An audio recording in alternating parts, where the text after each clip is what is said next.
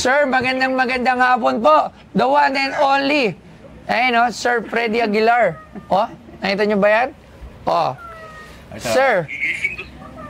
Sir, good. Yan, good afternoon, sir.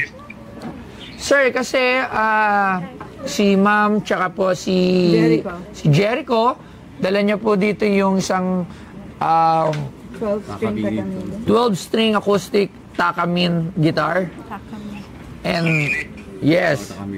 Ano tawag ito? Takamine. And sinabi niya rin po na ginamit niyo po ito sa isang tour. Global tour na. Global album.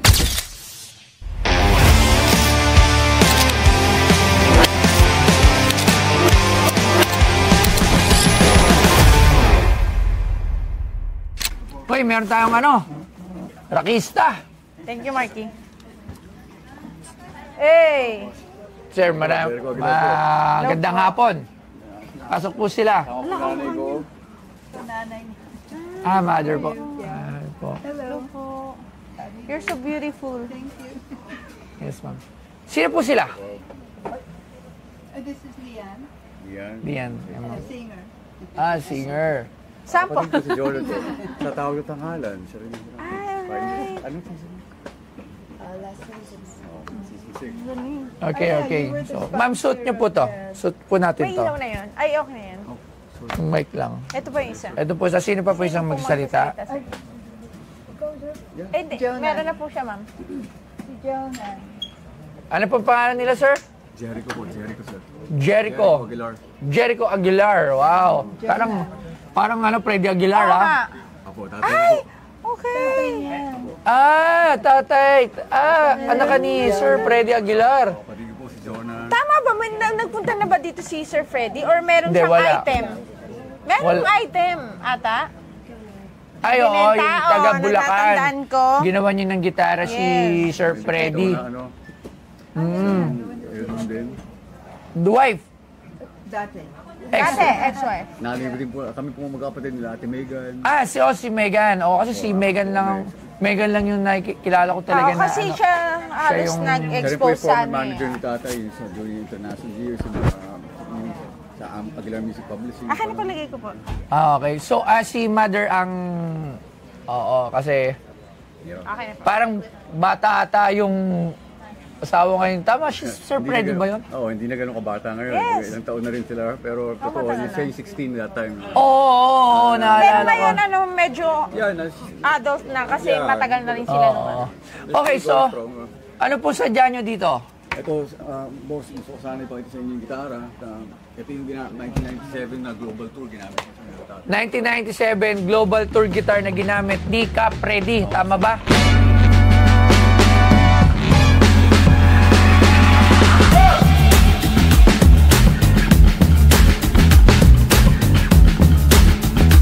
Si Ferdinand Pascual Aguilar ay ipinanganak noong February 5, 1953.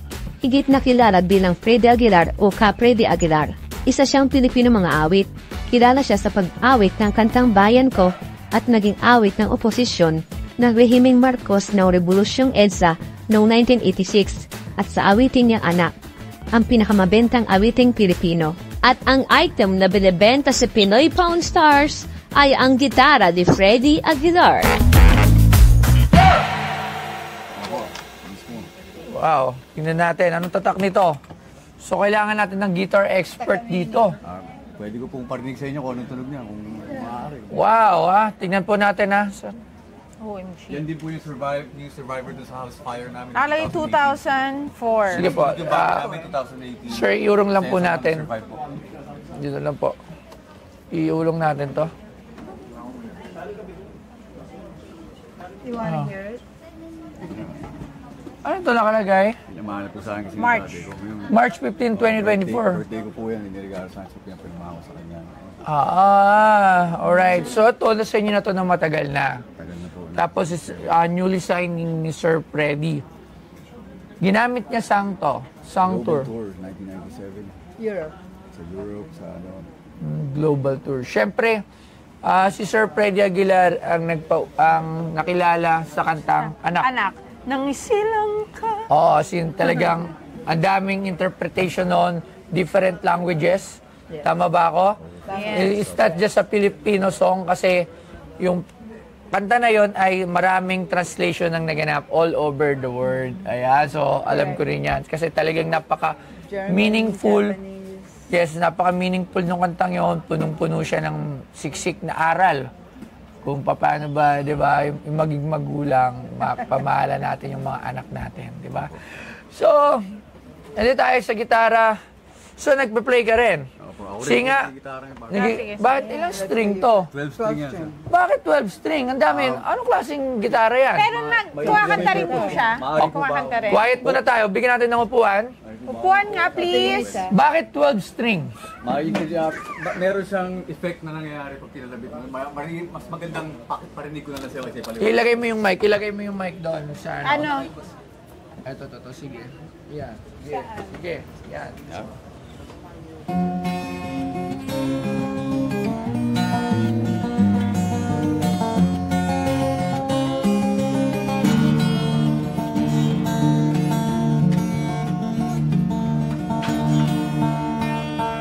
Mas marami yun, sir.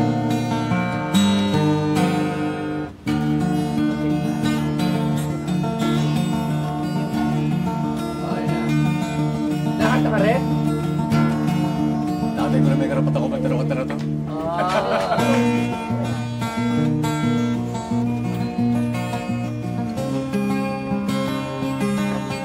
Okay.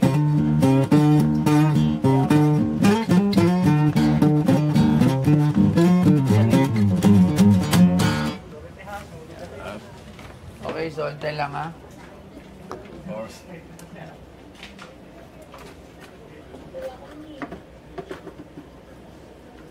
Okay, so magkano naman ang gusto mo para sa gitara na to?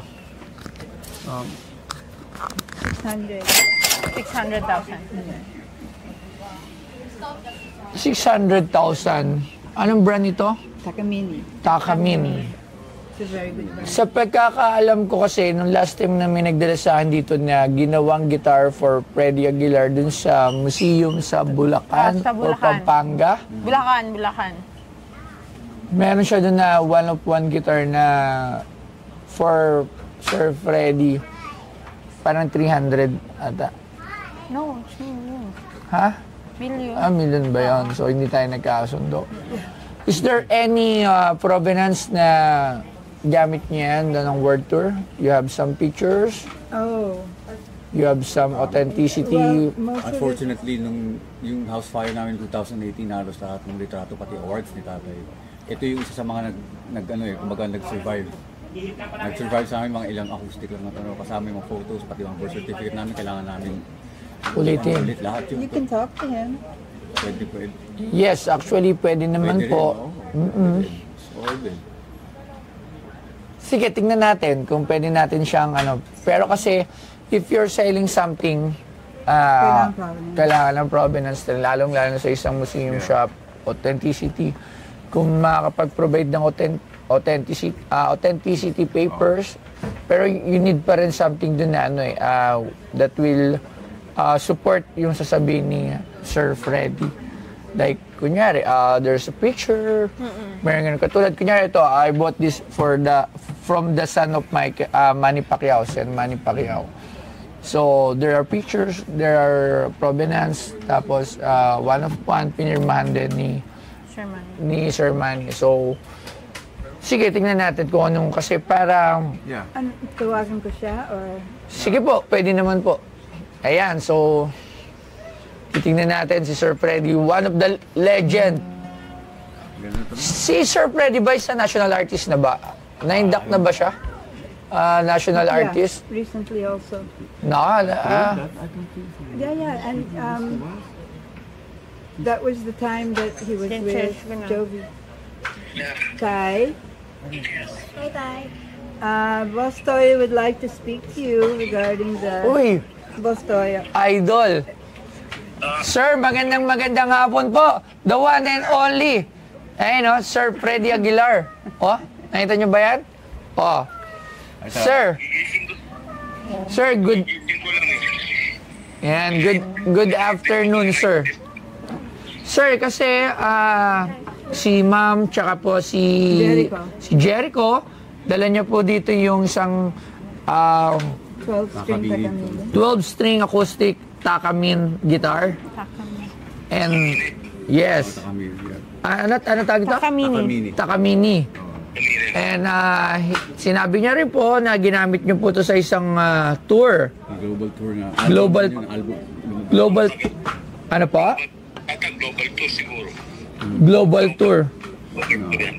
Alright. So kasi, sir, before I do some appraisal, kailangan namin ng mga provenance, authenticity paper from you that will tell na this is galing sa inyo and galing dun sa kung saan nagamit na tour or everything para dun sa mas magandang mga pricing. So, pero I'm sure naman na sa inyo to kasi mga family, mga anak nyo po nandito tsaka yung si ma'am. So, opo. So, siguro, sir, I will just ask na lang if ever magka-doon kami ng deal is, tag dito, yung authenticity letter that this was actually yours and also some provenance na dun sa tour, kung may pictures pa na gamit to, baka meron po kayo natatabi, it would really help for the price of this guitar. So, tagal na yan. mga anong year po to? 97. 97 pa yata. 97. 97. Basta 90s pa yan, 90s. Oh, tama. 90s. Okay. Sige sir, maraming salamat po. It's an honor na makausap po namin kayo din sa Pinoy Pawn Star. The one and only, syempre, si Sir Freddy Aguilar. Sa mga bago na mga nanonood sa atin, search nyo who is Freddy Aguilar. Pero kahit Yan. mga Gen Z, kakilala pa rin Siyempre, si Fred. pero hindi na lahat. Alam mo naman yung mga kabataan ngayon, di ba? So, ini-educate lang natin na si Sir Freddy Aguilar, yung kumanta lang naman ng anak na maraming translation. Sir, how many translation ba ginawa dun sa kanta niyong anak?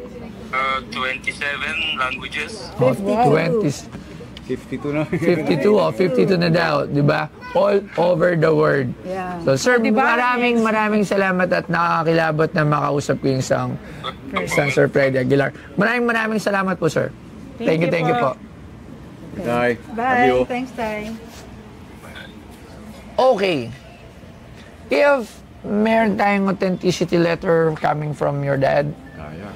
then kung walang pictures, basta notarize natin yon. Siguro,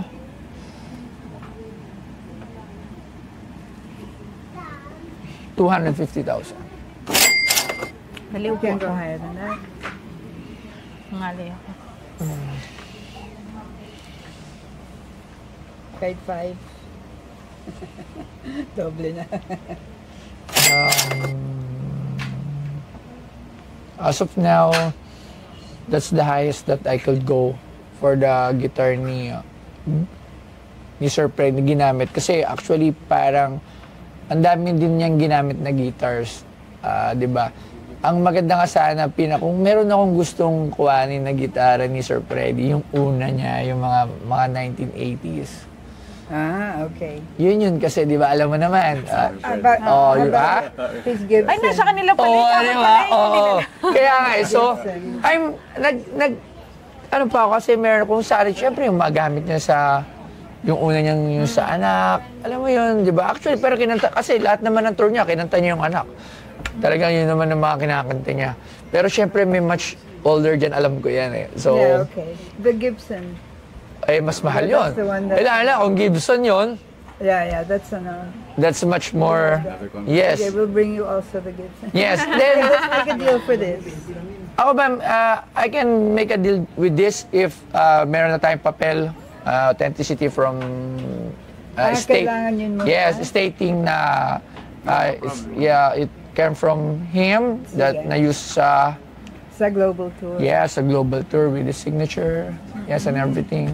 Then, Sort of like this thing here, in handwritten. yeah, okay lang po. Or kaya pa-type na, the last that I could give you is 250 with a certificate. You could come back here.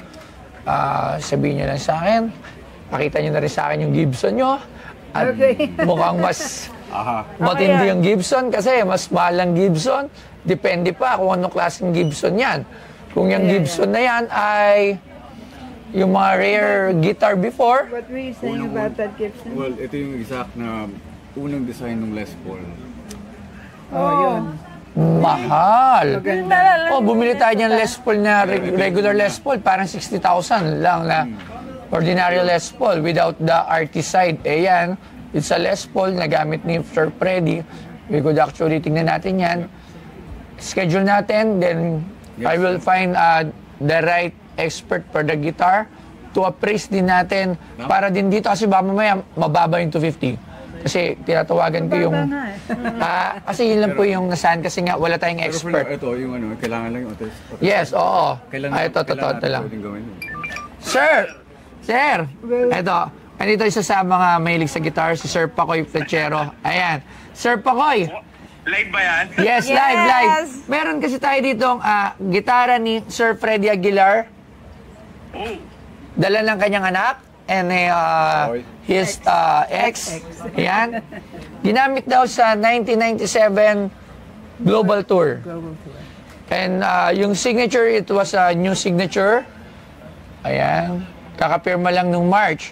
Pero the guitar is Takamine. Ano to? Takamine. Yeah, Takamine. 1996. 12-string guitars. 1996. So, hindi ko malaman kung tama ba yung appraisal ko. The authenticity, Ano to? Tag dito, Japan? Yes. Japan Bought in 96. Japan. Japan. Set mahal yan, brother. Kaya buti pa. Tapos, Guitar itself. the authenticity, magpapadala sila ng letter from Freddy. Sir Freddy that he owned this guitar and nagamit sa Global Tour with the signature para meron tayong provenance. Kasi wala na atang picture na sunog na nung nakaraan na nasunog yung bahay nila. Ma'am, yes, oo. So, kasi syempre... Hindi pa lang ng guitar, panalo ka na dyan, men. Tapos, syempre, gamit pa ni Freddy. Yes. Aguilar. Magkano appraisal mo? Binili mo na? Hindi pa. Kasi wala pa yung papers. Sabi ko, kailangan ko ng provenance eh. So, pero how much? Ang hirap magpresyo kasi ginamit ni Freddy eh. So, I mean, kung sa gitara lang siguro, I mean, papalo ka siguro 80, pero yung value nung 80 for the guitar. mismong gamit ni Freddy, man, Yes. hindi ko masasabi. As an guitar aficionado, guitar, ano talaga, how much do you appraise this? Okay lang naman mag-appraise. Yung anong model ng guitar, pero kung made in Japan yan, man, mahal yan. 1996 yung model. Oo, kasi yung mga Takamine ngayon, it's either China or ano. Yeah. Yung mga luma kasi, saka yung mga high-end nila is Japan talaga. Paano natin malalaman yung kung high-end yon? Basta made in Japan. Paano natin malalaman pag made in Japan? You can read it up Nandyan there. sa loob. Makikita mo sa loob ng guitar. Serial number. May serial number nga. Takamine, ayun o. Oo, nakalagay dyan sa loob ng gitara kung saan siya made. Walang nakalagay saan made eh. Usually. Wala siyang nakalagay sa likod kaya. Ay, sorry. Dandahan. Saan ba makikita yung made? Wala dyan. It should be Usually sa inside. loob eh. Pero Nasa meron loob ba dyan yung sa isa. back? Let me see. Tingnan natin. Do you see anything inside? Baka nabura na yung ano nasa loob. Usually kasi nasa loob yan eh. Pag sinilip mo yung loob ng gitara, usually meron yan eh. Pero mismo kasi si Tate nagsabi sa Japan nila. Sa Japan, alright. Oo. So, how much yung worth ng isang Freddy Aguilar with his Takamine guitar? Ang hirap mag-appraise kasi yung kung gamit niya mismo yan, man. Ginamit niya mismo. Ikaw, as a band member, as a guitar, alam mo na, mahilig sa gitara, you had a lot of friends, guitar owners.